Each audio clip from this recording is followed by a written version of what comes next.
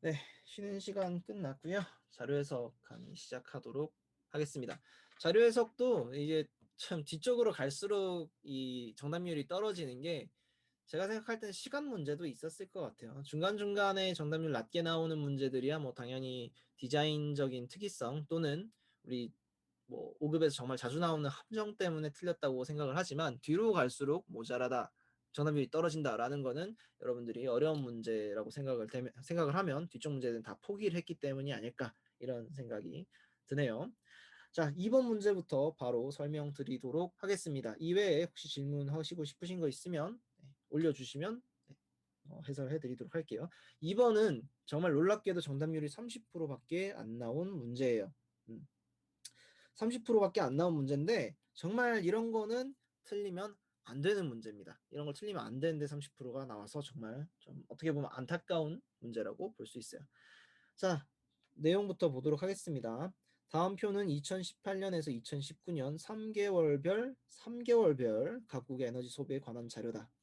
여기서 3개월별이라고 했죠. 매달 또는 매년 아니고 분기별입니다. 자, 분기별 정보는 그 3개월을 전체를 합쳐놓은 정보죠. 그러면은 그 각각 개별 달에 대한 정보는 우리가 알 수가 없어요. 그거를 머릿속에 넣어 두셔야 됩니다. 이게 함정이에요. 1번 선지 볼게요. 총 에너지 소비와 수입 에너지 소비의 증감 방향은 매달 동일하다죠. 총 에너지 소비랑 수입 에너지 소비의 증감 방향은 분기별로 봤을 때는 같습니다. 당연히 같게 만들었겠죠. 그런데 이거는 매달의 정보가 아니라 1, 2, 3월 합치고 4, 5, 6월 합치고 7, 8, 9월 합친 거예요. 매달 동일하다고 절대 볼 수 없습니다. 이런 거 낚여서 틀리면 정말 안 돼요. 여러분들 이런 건 무조건 맞아주셔야 됩니다. 자, 2번 석유 의존도는 2018년 9월 대비 2018년 12월에 감소하였다라고 되어 있는데 요거는 이 밑에 수식을 활용을 하는 거죠. 사실 1번에서 답이 나왔기 때문에 밑에 걸 볼 필요 없이 그냥 넘어가면 되는 뭐 그런 문제인데 이거를 1번을 놓치면 1번을 맞다라고 생각하면 밑에 거 다 계산하고 시간을 날리는 거예요. 그래서 보면은 석유 의존도라는 건 총 에너지 소비분의 석유 에너지 소비입니다. 보통 저는 이런 식으로 적어놓고 쓰는데 그럼 이거는 A분의 C겠죠. 자, A분의 C를 구하는 거고 석유 의존도의 2018년 9월이니까 이 두 정보 그리고 2018년 12월의 정보는 이렇게 두 가지 비교해 보시면 22,979분의 9,540이랑 27,953과 11,029를 비교를 하는 거예요. 이 값들을 구했을 때 대충 한 40% 근방에서 나오겠구나라는 거는 느낌이 오실 건데 자, 대충 계산을 해볼게요. 이 밑에 걸 23,000이라고 두고 이쪽도 28,000이라고 두겠습니다. 여기서 40% 하면은 여기는 11만 2천 정도가 나올 거고요. 11만 2천이래. 11,200 정도가 나올 거고요. 여기 40% 해주면 9,200 정도가 나올 겁니다. 자, 분모의 정말 그 아주 미미한 차이. 뭐 23,000과 28,000에 각각의 50 정도밖에 차이가 안 나기 때문에 0. 몇 퍼센트 차이밖에 안 나는데 이 왼쪽 값은 40%를 넘고 오른쪽 값은 40%를 넘지 못해요. 계산상의 차이를 오차를 고려를 하더라도 별다른 문제가 없겠죠. 그래서 2018년 9월 대비 2018년 12월에 감소하였다라는 것은 정확히 알 수가 있습니다. 그래서 2번은 맞는 말이고요. 3번에서 2018년 3월에 수입 의존도는 90% 이상이다. 요거 계산하시면 되겠죠. 요런 거 좀 쉽게 푸시고 싶으시면 90% 계산하는 건 빡세니까 10% 구하신 다음에 빼주시면 돼요. 10% 구하는 게 빠르겠죠? 2520 빼주시면 됩니다. 25,206에다가 2520을 빼면 68, 뭐, 6, 2 이렇게 나오겠죠? 네, 수입 의존도는 당연히 90%보다 크겠구나 라는 정보가 나옵니다. 3번 맞고요. 4번에서 표에 제시된 기간 중 2018년 12월에 뭐 총에너지 소비, 뭐 수입 에너지 소비, 석유 에너지 소비가 가장 높다라고 돼 있는데 가장 높은 거 체크해 보면 이거 맞죠? 네, 맞는 말이구나 하시면 되고 5번에서 3월 수입 에너지 소비 중에 석유 에너지 소비는 최소 820만 TOE 이상이다라고 되어 있는데, 자, 수입 에너지 소비 중 석유 에너지 소비가 최소 얼마 이상인가, 이거 구하고 싶으시면은 역으로 구하시면 돼요. 역으로 구하는 게 무슨 소리냐? 수입 에너지 소비에다가 석유 에너지 소비를 다 더하고 총 에너지 소비를 빼잖아요. 그럼 남는 애들이 있어요. 집합의 문제라고 생각을 하시면 돼요. 자, 수입 에너지가 있고 수입이 아닌 국산 에너지가 있을 거예요. 그러면 이 두 가지를 합치면 총 에너지 소비가 나올 겁니다. 그럼 수입 에너지 소비가 2707, 그리고 국산 에너지 소비가 얼마가 있을 거고, 여기 이렇게 적을게요. 총이고 국산이고. 그럼 이 국산 에너지 소비 자체는 뭐 16,046, 16,000이에요. 1646 요 정도 나오겠죠. 이거랑 석유 에너지 소비 요거를 비교를 하는 거예요. 그럼 석유 에너지 소비가 국산은 전부 다 석유 에너지 소비다라고 가정을 한다면 이 석유 에너지 소비에다 빼줄 수가 있겠죠. 빼주면 3268 이렇게 나오게 될 겁니다. 자, 그러면은 8623천 토이가 되면은 TOE가 되면은 이게 이제 수입 에너지 소비 중 석유 에너지 소비가 돼요. 이거 집합의 문제라고 생각하시면 돼요. 근데 이거 뭐라고 돼 있냐? 820만 TOE라고 돼 있죠. 자, 이거 단위가 천이었습니다. 이 천을 만으로 바꾼 거예요. 그럼 다 860만, 820만보다 크다. 당연히 따라 나오는 부분이겠죠. 그래서 이거는 맞는 말입니다. 자, 이 문제는 어려운 문제가 아니라 아주 시험에 근사하게 함정들을 넣고 답을 찾을 수 있으면 굉장히 쉽게, 그렇지 않으면 쓸데없는 시간 소비를 하도록 만들어진, 굉장히 잘 만들어진 문제예요. 이 문제에서 5번을 선택했다라고 한다면 만과 천 단위 환산하는 부분을 제대로 안 봐서 틀린 거고, 4번 같은 경우는 뭐 틀리면 이상한 거지만 3번 같은 경우는 계산을 실수를 했을 가능성이 높은 거고, 2번 같은 경우는 수식이가 잘못됐을 가능성이 높은 거죠. 그래서 내가 어떤 선지 번호를 선택했느냐에 따라서 내가 어떤 함정에 걸렸다까지 명확하게 드러나는 문제이기 때문에 굉장히 좋은 문제라고 생각을 해주셔야 되고요. 이런 문제들 연습해서 다 맞을 수 있도록 해주셔야 될 것 같습니다. 자, 앞쪽에는 더 문제가 없어요. 좀 뒤로 많이 넘어갈 거고요. 11번으로 넘어갈 겁니다. 11번 문제 한번, 여러분 기억 안 날 수 있으니까 한번 봐주시면 좋을 것 같아요. 잠깐 보시면서 준비를 하도록 하겠습니다. 대충 다 봤죠? 네, 다 봤을 거고. 다음 표는 2010년에서 2020년 4개국의 인구 구성 지표에 관한 자료다. 네, 기간의 자료겠죠. 기간의 자료고, 시점을 10년, 15년, 20년 이렇게 3개로 구성을 하고 있어요. 그리고 4개국 나오는 걸 체크를 했더니 한국, 중국, 일본, 뭐 인도입니다. 한국, 중국, 인도, 일본 이렇게 나와 있어요. 자, 이런 도표가 나왔을 때 도표 자체를 뭐 우선적으로 볼 필요는 없어요. 축을 읽고 그 시점 정도, 축과 시점 정도만 읽고 나서는 뭐 넘어가서 선지를 통해서 대입하는 게 상대적으로 빠릅니다. 자, 선지 내려가기 전에 이 당구장 표시에 나와 있는 수식들은 검토를 해주셔야 되는데, 유년부양비, 노년부양비, 노령화 지수라는 게 있네요. 유년부양비라는 거는 중간에 있는 사람들이 이제 0에서 14세 인구를 부양하는 그런 기준을 보여주는 거고, 노년부양비 같은 경우에는 이 또 중간에 있는 사람들이 65세 이상 인구를 얼마나 부양을 해주느냐, 요거에 대한 정보로 보시면 될 것 같아요. 어찌됐건 인구 비중으로 가는 거죠. 인구 비중으로 가는 거기 때문에 요거는 수식을 조금만 활용을 해주면 이 각각의 값을 다 알 수 있습니다. 요 노령화 지수라는 거는 6에서 14세 인구 나누기 65세 이상의 인구이기 때문에 이것도 비중으로 풀 수 있어요. 자, 인구끼리 비교를 한다라는 거는 비중을 비교하는 거랑 비슷하다고 보시면 되고, 좀 질문 주신 거는 요 11번 해결하고 넘어가서 봐드리도록 할게요. 그리고 전 자료는 엄청 고득점은 아니에요. 그냥 뭐 잘 볼 때는 95점, 7점 나오긴 하는데 못 볼 때는 또 막 70점까지 떨어지기도 하니까 고득점자의 시선까지는 아니고 그냥 적당히 하는 사람의 시선으로 설명드리도록 하겠습니다. 자, 인구 비중이라고 나와 있는 거 어찌됐건 100명당 얼마이기 때문에 인구랑 똑같이 생각하셔도 됩니다. 여기서는. 그래서 밑에 노령화 지수 같은 거 봤을 때 이거 0에서 14세 인구 나누기 65세 이상 인구잖아요. 이거를 0에서 14세 인구 비중 분의 65세 이상 인구 비중이라고 보시면 되고요. 그러면은 이 분모에 해당하는 거를 양변에 곱해주면은 노령화 지수 곱하기 0에서 14세 인구 하면은 65세 이상 인구가 나오는 거잖아요. 그러니까 이걸 A, B, C라고 했을 때 A 곱하기 C 하면은 노인 인구의 비중이 나온다라는 거예요. 그럼 이것도 추가적으로 활용해 줄 수 있는 게 있겠죠.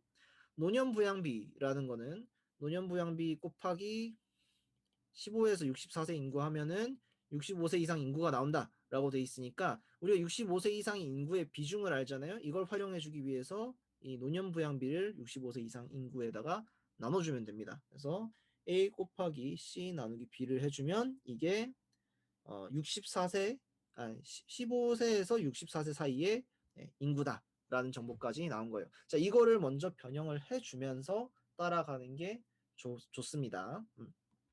자, 그러면 기억 볼게요. 2015년 일본의 15에서 64세 인구 비중은 55% 이상이다라고 했을 때 A 곱하기 C 나누기 B 하면은 이 값이 나온다고 했잖아요. 비중이 나온다고 했잖아요. 계산해 볼게요. 13.0 곱하기 2.003 나누기 43이에요. 자, 뭐 이 계산하는 거 정말 누가 봐도 좀 그렇게 생겼지만 밑에 있는 거 좀 쳐내고 소수점 자리 좀 쳐내고 계산을 해보면 43 나누기 26이에요. 26 나누기 43이에요. 그 다음에 43 곱하기 0.55를 해보면 되겠죠. 그럼 대충 한 23점 얼마가 나올 겁니다. 당연히 비율상으로 55% 이상이 나오겠죠. 자, 여기서 좀 더 힌트를 드리면 A분의 B가 100분율의 55% 이상인지 묻고 싶다라고 하면은 그냥 이걸 여기다 곱하세요. B가 55% 0.55 곱하기 A보다 크다. 그러면 이미 그거는 비율상이 몇 퍼센트 이상인지가 나온 거예요. 나눠서 60%가 나온다는 걸 확인할 필요가 전혀 없다라는 겁니다. 요거 확인해 주시면 기억이 된다는 거를 볼 수가 있고요. 기억을 확인을 했으니까 뭐 니은보다는 디귿을 먼저 보는 게 좋을 것 같은데 니은을 보는 것 자체도 어렵진 않아요. 2010년 65세 이상 인구 비중은 4개국 중 중국이 가장 낮다라고 되어 있는데 곱해보면 되지. 16.1 곱하기 67.2, 17.8 곱하기 47.1, 인도 30.9 곱하기 16.6. 당연히 중국이랑 인도랑 봤을 때 인도가 훨씬 작아 보이죠? 아, 이건 틀렸구나 하시면 됩니다. 자, 이것도 계산하실 때 17.8 곱하기 47.1이나 30.9 곱하기 16.6이나 계산할 필요가 전혀 없어요. 왜냐? 두 개의 곱해지는 항 중에서 16.6은 17.8보다 작고요. 30.9는 47.1보다 작죠. 작은 거 두 개 곱했는데 큰 거 두 개 곱한 거보다 클 수는 없겠죠. 그래서 니은은 지워주시면 됩니다. 그러면 또 여기서 우리 나름대로 꿀 빤다라고 볼 수 있는 게 디귿은 맞을 거예요. 그래도 저 꼼꼼하게 보는 거 좋아한다고 했으니까 디귿 검토한다고 하면은 각국에서 0에서 14세 인구 비중은 2010년 대비 15년, 20년 모두 감소하였다 됐는데 이건 그냥 이렇게 읽어주시면 되죠. 표상으로 확인하시고 디귿은 맞다는 거 검토해 주시면 돼요.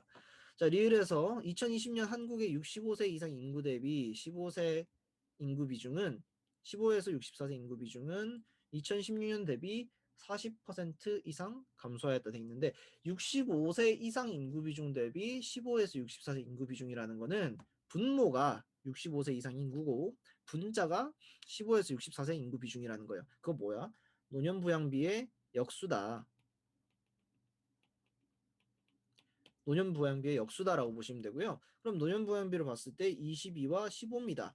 22분의 1과 15분의 1을 비교를 하는데 40% 이상 감소했다라는 거는 0.6보다 작아졌다라는 거죠.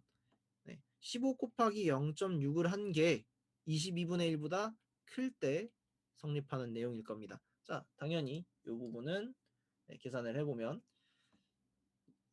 22분의 15 0.6 이렇게 되는데 딱 느낌 오죠? 왼쪽이 13.2, 좌변이 13.2, 우변이 15니까 틀린 내용이 됩니다. 리을은 틀렸습니다. 자, 미음 검토하는데 2010년 대비 2015년 인도의 유년 부양비는 감소하였다라고 돼 있어요. 유년 부양비는 또 어떻게 구하냐? 저희가 A 곱하기 C 나누기 B가 이제 15에서 64세 이하의 인구라고 했잖아요. 요거를 활용을 할 거예요. A 곱하기 C 나누기 B가 15에서 64세 인구 비중일 때 여기다 A를 나눠주면 됩니다. 그럼 어떻게 되냐? A가 사라지고 C분의 B만 남겠죠. C분의 B만 남는다. 그냥 노령화 지수 나누기, 노인부양비 나누기 노령화 지수 해주면 되는 거예요. 상당히 간단해지죠. 그러니까 어려울 게 하나도 없어요. 제가 생각할 때는 어려울 게 하나도 없는 것 같고, 이런 식으로 값을 구해준 다음에 B 나누기 C가 그 값이 어느 쪽이 더 큰가만 검토를 하면 되는 겁니다. 그래서 2015년 10년의 인도 같은 경우는 8 나누기 16.6, 그리고 인도 같은 경우는 9 나누기 19.7이에요. 어느 쪽이 더 큰가? 자, 이거는 뭐 비교해 볼 때 곱해 보셔도 되고 뭘 해 보셔도 되는데, 값은 감소한 느낌이 딱 나죠.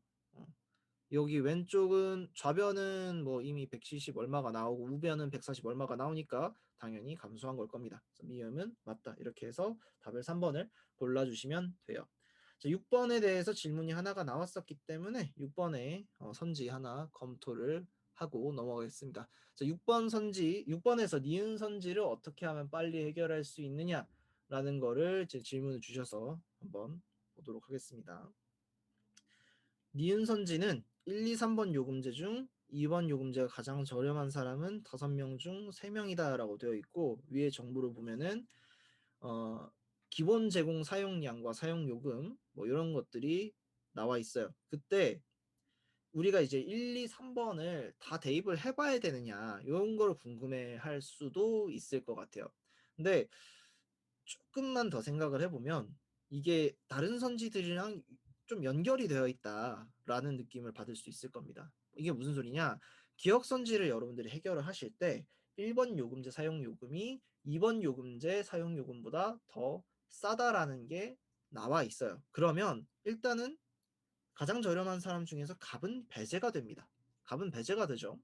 그러면 이 사람들 중에서 단 한 명까지만 추가적으로 2번 요금제가 가장 쌀 수 있고, 그 이상으로 2번 요금제보다 더 2번 요금제가 가장 안 쌀 수가 있고, 2번 요금제 말고 다른 게 더 싼 사람이 2명 이상이면 그냥 바로 아웃이 되는 거예요. 더 이상 값에 대해서는 고려를 하지 않고 을병정부만 검토를 하는 게 더 바람직하다는 거죠. 그러면 이때 이제 계산을 하실 때 1번 요금제랑 2번 요금제의 차이를 조금 보시게 될 건데요.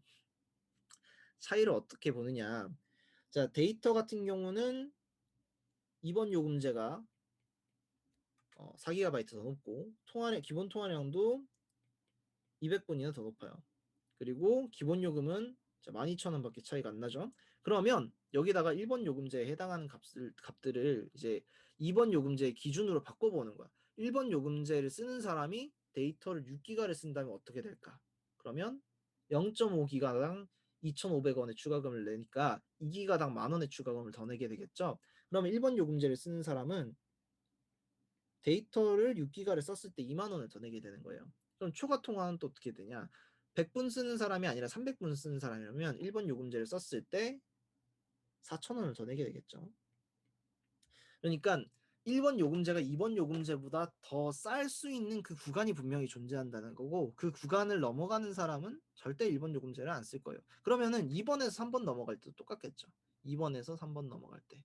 자, 데이터랑 통화량 자체가 무제한이기 때문에 요 15,000원 사이에서 데이터를 얼마 이상? 3기가 이상 더 쓰는 사람, 데이터만 3기가 이상 더 쓰는 사람이나, 아니면 이제 2,000원, 그러니까 100분당 2,000원씩 추가금을 내는데 그러면은 1,500분, 이거 750분을 더 쓰는 사람, 750분을 추가로 더 쓰는 사람은 절대로 2번 요금제를 선택할 이유가 없죠. 그냥 3번을 선택을 하지.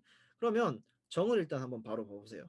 정 같은 경우는 데이터 사용량이 10기가예요. 이 사람은 3번 요금제를 쓰는 게 무조건 더 이득이죠. 제가 정리할 때 3기가를 더 쓰면 15,000원을 더 내서 또이또이가 되니까 그거보다 더 많이 쓰는 사람은 2번을 선택할 이유가 없다고. 그래서 정은 일단 바로 배제가 되고요. 그 다음 남은 사람들 중에서 이 구간상의 문제가 있을 법한 사람을 이제 건드리는 거예요. 그러면 보자. 이 뭐라고 하면 좋을까? 죄송합니다. 병 같은 경우는 데이터를 1기가를 더 쓰고요. 그리고 통화량 자체가 400분이 더 많다고 가정을 해볼게요. 1번 요금제를 선택을 할 때 2번 요금제에 비해서, 그러니까 1번 요금제에 초과 사용하는 게 데이터 1기가랑 그리고 통화량 400분이에요. 이걸 계산을 해보면 5,000원에 8,000원입니다. 합쳐서 얼마가 나와요? 그러면은 400에다가 하고 5,000원 그러면은 13,000원이 나오죠. 그러면 13,000원을 더했을 때 이게 초과를 하느냐, 이거를 검토를 하는 거죠. 잠깐만 잠시만요. 값이 좀 이상한데? 400원에 8,000원 그리고 2,500원에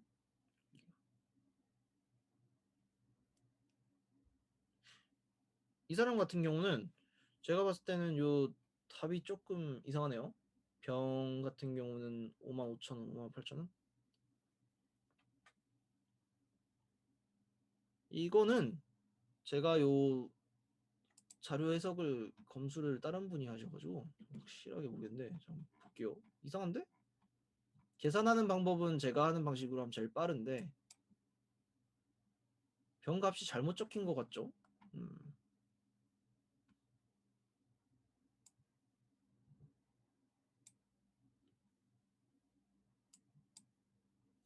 아, 여기 제가 계산한 게 안 한 게 하나가 있네요. 죄송합니다. 이게 400원, 400분 추가된다고 돼 있는데 이번 요금제가 300분까지만 되기 때문에 사실 이게 6,000원으로 바뀌어야 돼요. 추가금으로 치면. 추가금의 추가 가액의 차이는 이제 1번 요금제 같은 경우에는 400분이 추가가 되니까 8,000원이고 2번 요금제 같은 경우에는 또 200분이 추가가 되니까 4,000원이 추가가 되는 거예요. 그 사이의 차이는 4,000원까지밖에 차이가 안 나죠. 1번과 2번의 통화량 차이에서 4,000원밖에 차이가 안 난다라는 거를 전제를 해두고 보신다면은 여기서 4,000원, 여기서 만원, 여기서 이제 5,000원 이렇게 해서 9,000원 차이가 나니까 1번 요금제가 더 싸다가 나옵니다. 아유, 제가 큰일 날 뻔했네요. 이거 맞는 말입니다. 그래서 니은의 병은 틀렸다라고 하시고 두 명이다 이렇게 되셔야 되고요. 계산할 때 방금 제가 놓쳤던 부분, 저도 놓쳤던 부분이 뭐냐면 여기가 500분이잖아요. 500분이라는 거는 이게 1번 요금제에서도 400분 추가금이 들고 추가가 되고 2번에서도 이제 200분이 추가가 되니까 그 차이인 200분에 대해서만 계산을 해야 된다는 거를 살짝 놓쳐가지고 큰일 날 뻔했는데 이 부분만 고려를 해주시면은 5천, 4천에서 9,000원이니까 요금이 더 싸게 들어간다 이렇게 해주시면 돼요. 그 고득점자 또는 그래도 80점 이상을 꾸준하게 맞는 사람들은 계산을 다 하는 사람들이 잘 없어요. 저도 나름 계산파라고 하는데 중간중간에 불필요한 계산은 다 배제를 하거든요. 이 문제 같은 경우도 계산을 안 하고 넘어갈 수 있는 요소들이 굉장히 많고 그거를 이제 기준점들을 활용을 해서 해주시면은 훨씬 더 쉽게 문제를 풀 수가 있습니다. 저라면 일단 값정 지우는 데까지는 한 3에서 5초면 될 것 같아요. 위에서 이미 계산을 다 하고 내려오니까 그렇게 하시면 될 것 같고 천식님한테 이게 조금 시각에 뭐 확장 요소가 있었다면 좋을 것 같아요. 요거는 잘못 봐서 큰일 날 뻔했네요. 요거는 이렇게 하시면 될 것 같고 자, 그 다음에 제가 또 준비를 한 문제로 넘어가 보도록 합시다. 좀 전에 저희가 11번 봤고요. 11번 보고 나서 그 다음 봐야 될 문제는 15번 문제를 보시면 될 것 같아요. 15번 문제 같은 경우는 숫자 값들이 좀 더럽죠. 뭐 바로 옆에 14번이 있었기 때문에 15번은 좀 다시 보니 선녀 같은 그런 문제처럼 보일 수도 있을 것 같은데 일단은 보도록 합시다. 다음 표는 각국의 지적 재산권 출원 현황이다. 출원 현황이다 이런 거 나오면은 출원이라는 거 단어 자체에 딸려서 나올 수 있는 키워드들을 좀 생각을 해보시면 좋아요. 자, 각국의 그거다라고 했으니까 다른 나라는 없고요. 출원이다라고 했으니까 통계 자료가 나올 때 당연히 연도도 나올 거고요. 개인이냐, 법인이냐 이거 나눠서 나올 거예요. 이거 법인을 왜 나누냐라고 할 수도 있는데 지적재산권이라는 거는 개인이 가지는 것보다 법인이 가지는 경우가 훨씬 더 많아요. 이 두 가지를 구분을 해서 볼 필요가 있고요. 그리고 이 지적재산권이라는 것도 종류가 되게 다양합니다. 시험에 맨날 나오는 거예요. 특허, 실용신안, 디자인, 뭐 상표권 이런 거 항상 나오니까 요 축들은 안 봐도 될 정도로 여러분들이 익혀두실 필요가 있어요.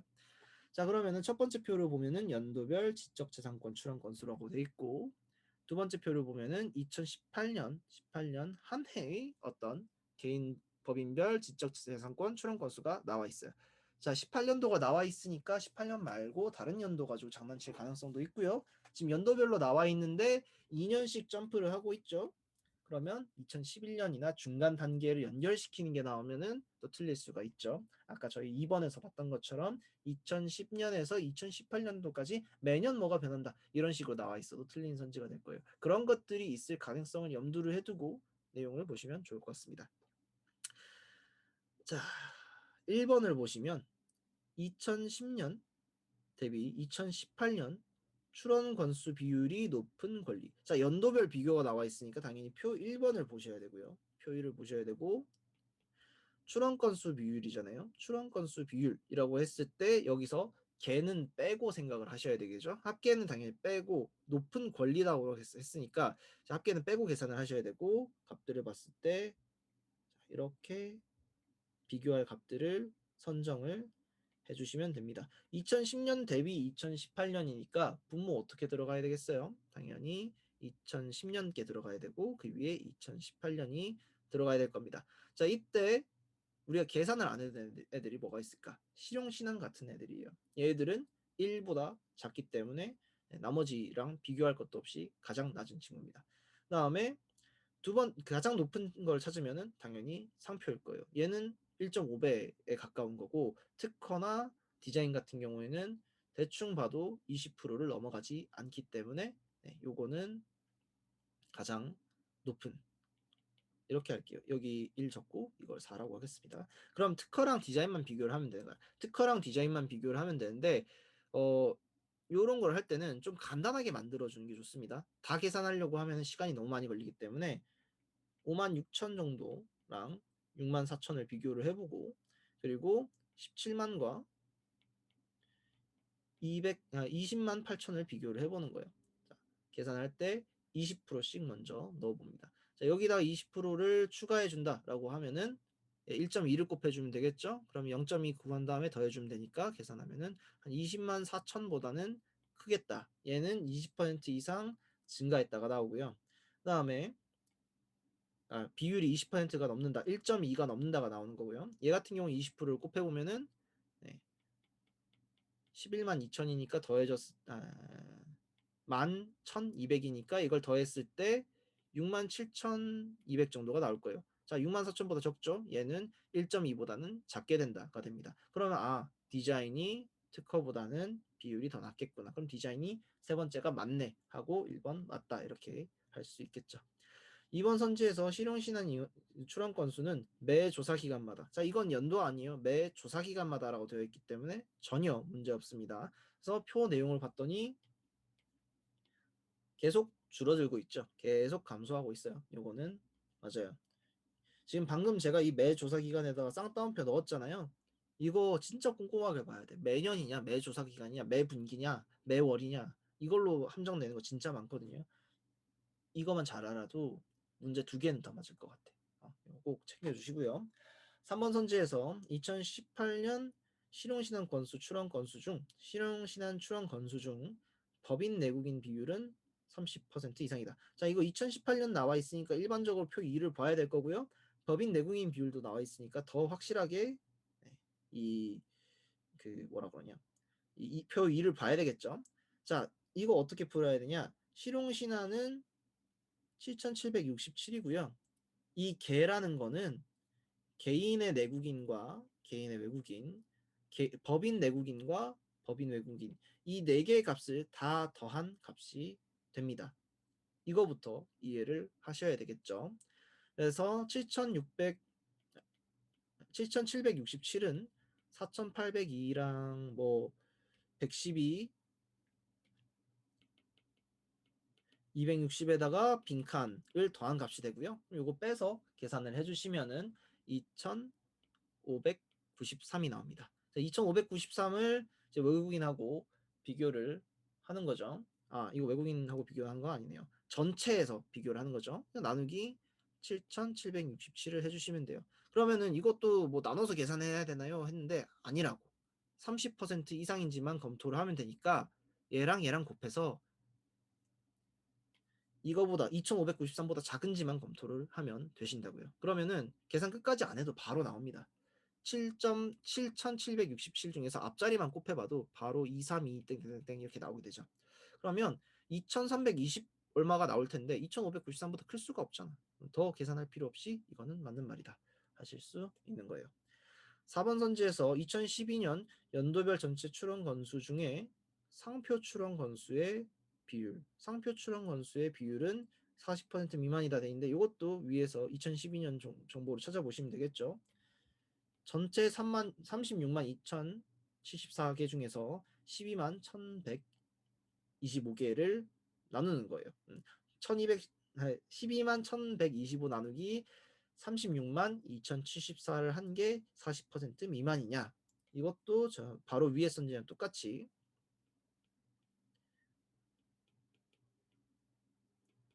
121, 125 한 다음에 얘가 0.4보다 크냐 작냐. 이건 퍼센트 적었고 이건 그냥 숫자로 적은 겁니다.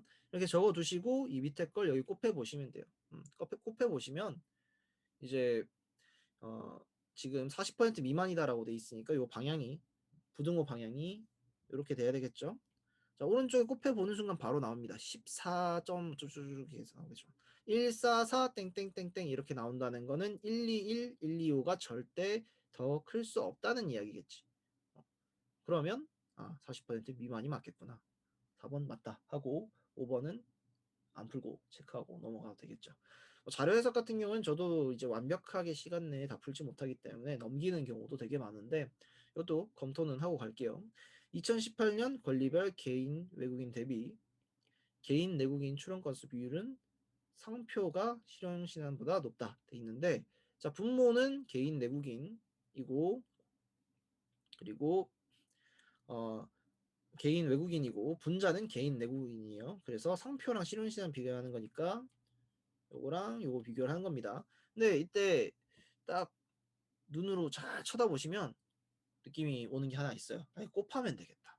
여기다 곱하기 40 얼마 하면 되지 않을까? 라는 거. 근데 이 밑에 거에다 곱하기 40 얼마 하잖아요.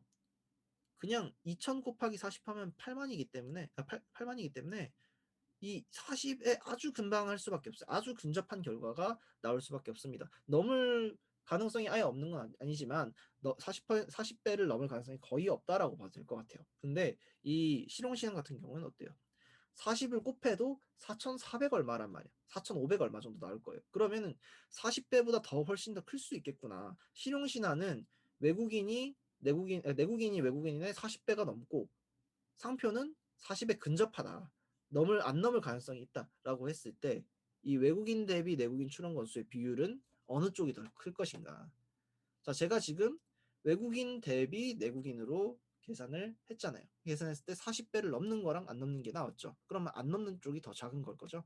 그러니까 상표가 실용시간보다 더 낮아야 되는 거예요. 답은 5번이다. 이렇게 해주시면 됩니다. 자, 다음으로 저희가 좀 보고 싶었던 문제가 번호로 했을 때 이 17번 문제예요. 17번이 정답률이 낮은 건 아닌데 좀 독특한 형태의 문제죠. 이건 사실 상황 판단에 낼 수도 있는 문제고 여러분들의 아이디어를 최대한 활용을 하는 문제이기 때문에 요거 제가 이제 가지고 왔습니다.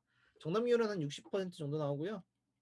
아이디어형 문제들은 자료 해석에서 나왔을 때 좀 많이 어려워하는 경향이 있어서 같이 한번 보려고 한다 이렇게 생각하시면 될 것 같습니다. 자, 다음 표는 축구팀 가에서 라가 한 번씩 각 팀 간 한 번씩 축구 경기를 한 결과다. 자, 이거는 나름대로 리그전을 했다라고 생각을 하시면 되겠죠. 그러면 가 팀은 나다라랑 한 번씩 붙으니까 3번. 나 팀도 3번 이렇게 3번씩 붙는다는 이야기라고 보시면 될 것 같고요. 총 경기 수가 6번 진행이 되죠. 4개 팀이 2번씩 경기를 하면 4C에서 6이 나오게 됩니다. 요거 기억을 해두세요. N개 팀이 경기를 하면 리그전을 진행을 할 때는 2분의 N-1이다. 기억을 해두시고 6번 경기를 하기 때문에 승리가 가능한 건 최대 6번까지예요. 승리는 최대 6번까지다. 6번의 경기가 있고요. 이 중에서 승패가 갈리는 경우랑 무승부로 나눠지는 경우 이렇게 총 승패 나눠지는 경기 A, 무승부 경기 B개 이렇게 나누면 되고요. 여기서 이 정보 그걸 바탕으로 이 밑에 정보를 굉장히 쉽게 해결해 줄 수 있어요. 자, 여기서 봤을 때 무승부 경기 수가 가나에 각 한 개씩 있습니다. 그러면 라에 들어갈 수 있는 값은 0 또는 2가 됩니다. 왜 0 또는 2가 될까요? 가랑 나가 경기를 해서 무승부를 했을 경우에는 다가 무승부가 없기 때문에 라는 더 이상 무승부 결과가 나올 수가 없어요. 그래서 0이 될 거고요. 라가 가와 나한테 각각 한 번씩 무승부를 쟁취한 경우, 그런 경우에 두 번이 가능하겠죠. 그런데 이 승리한 경기 수를 체크를 해보면 아주 간단하게 이 2번이 지워지게 돼요. 가나다가 총 5번 승리를 한 걸로 나와요. 경기의 총 횟수는 6번 가능한데 5번 승패가 갈렸다는 이야기죠. 승패가 갈린 경기 수가 5번이기 때문에 무승부 경기 수는 한 번밖에 존재할 수가 없습니다. 그렇기 때문에 라 같은 경우에는 더 이상 무승부가 있을 수가 없고요. 더 이상 있을 수가 없고 승리도 할 수가 없어요. 그러면 승패가 갈린 경기에서는 승리한 팀이 5개, 패배한 팀이 5개가 있겠죠. 패배한 경기 수 2개에다가 남은 거 3개 다 라가 다 졌다가 돼야 될 겁니다. 자, 여기까지 가면은 거의 다 푼 겁니다. 자, 그래서 좀 지우고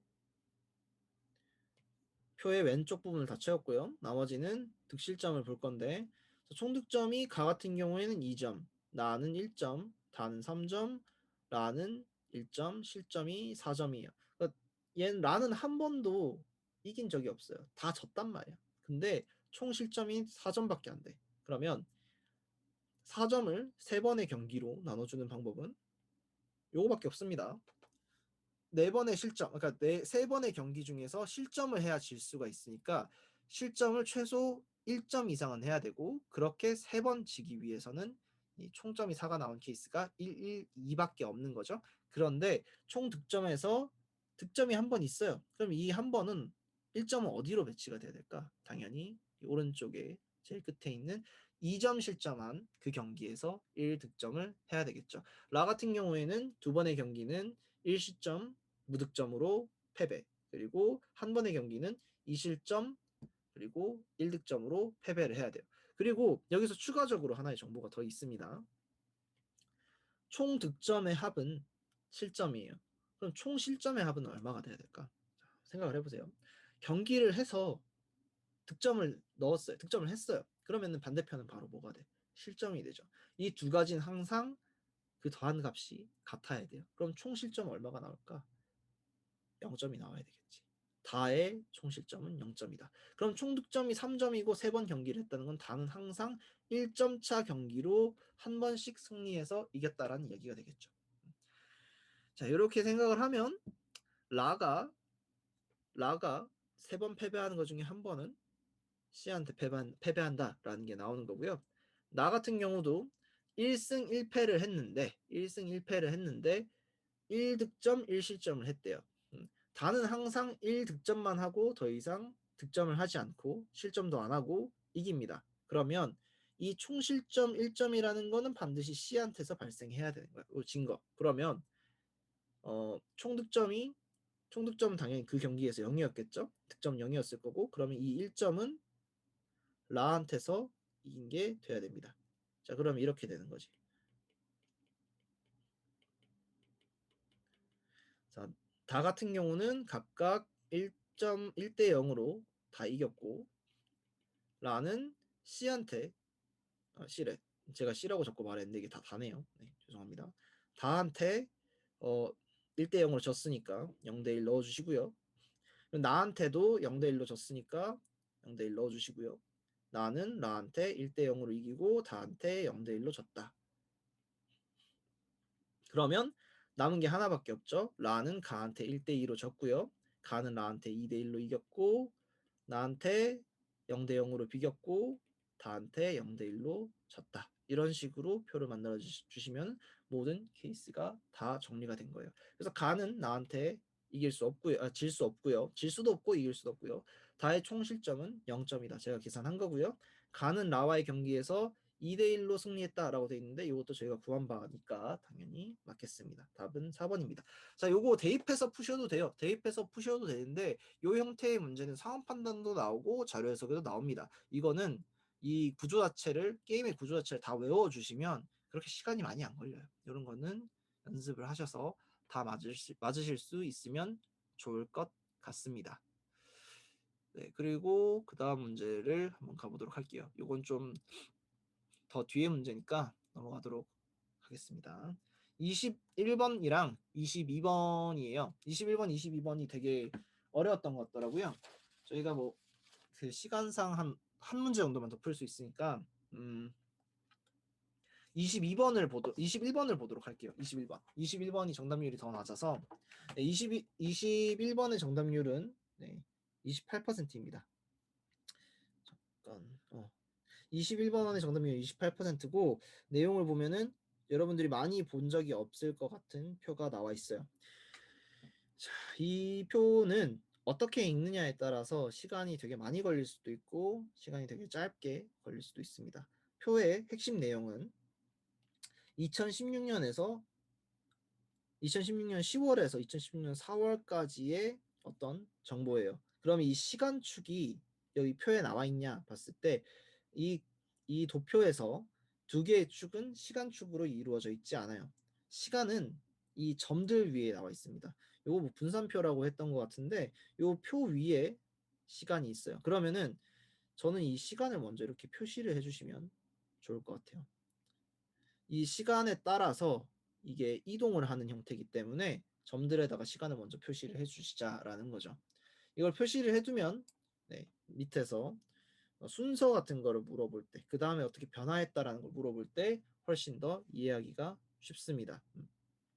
그리고 밑에 정보를 이제 당구장 표시를 보시면 ASI라는 거는 민간의 경제 심리를 나타내며 100을 하회하면 그 경제 심리가 못한 거다라고 되어 있으니까 그러면 왼쪽으로 이동하면은 경제 심리가 떡락을 한 거고 오른쪽으로 이동을 하면 상승을 한 거죠. 그 부분을 고려를 하시고요. 2번에서 ESI의 순환 변동치라는 거는 ESI 빼기 계절 및 불규칙 변동이다라고 되어 있어요. 이거 빼는 거 자체가 뭐라고? 일종의 그 오차 조정해 주는 거다. 오차를 조정을 해주는 거다라는 거예요. 그러면 이 차이값들이 있겠죠. 차이값들. 이 차이값들이 오차에 해당한다. 이거를 이제 바꿔서 표시를 해주는 거예요. ESI 순환 변동치 빼기 ESI. 아이고 순서를 바꿔야 되겠네요.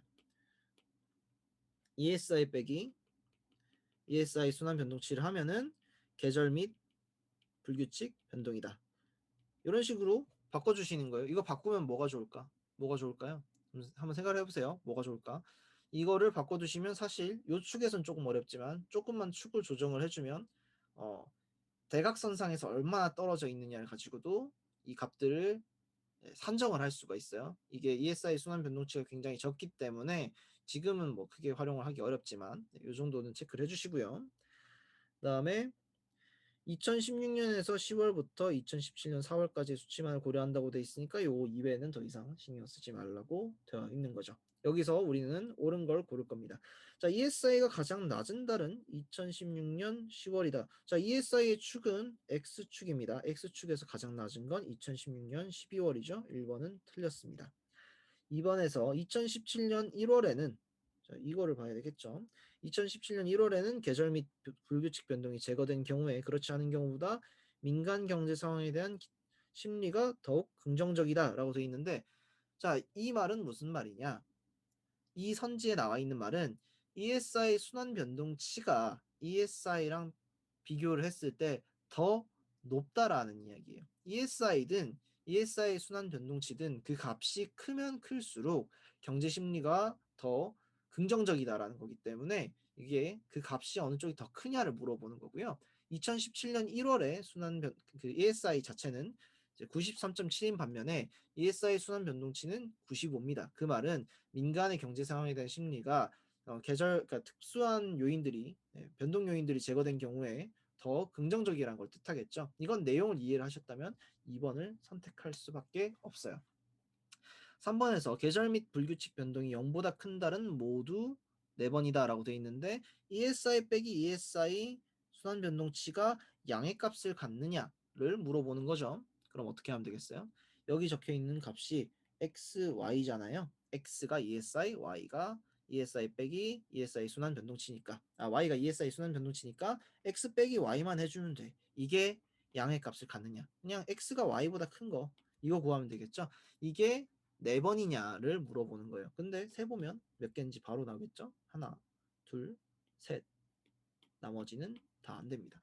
4번입니다. 그래서 4번이 안 되죠. 3번입니다. 3번은 틀렸다. 이렇게 해주시면 될 것 같아요.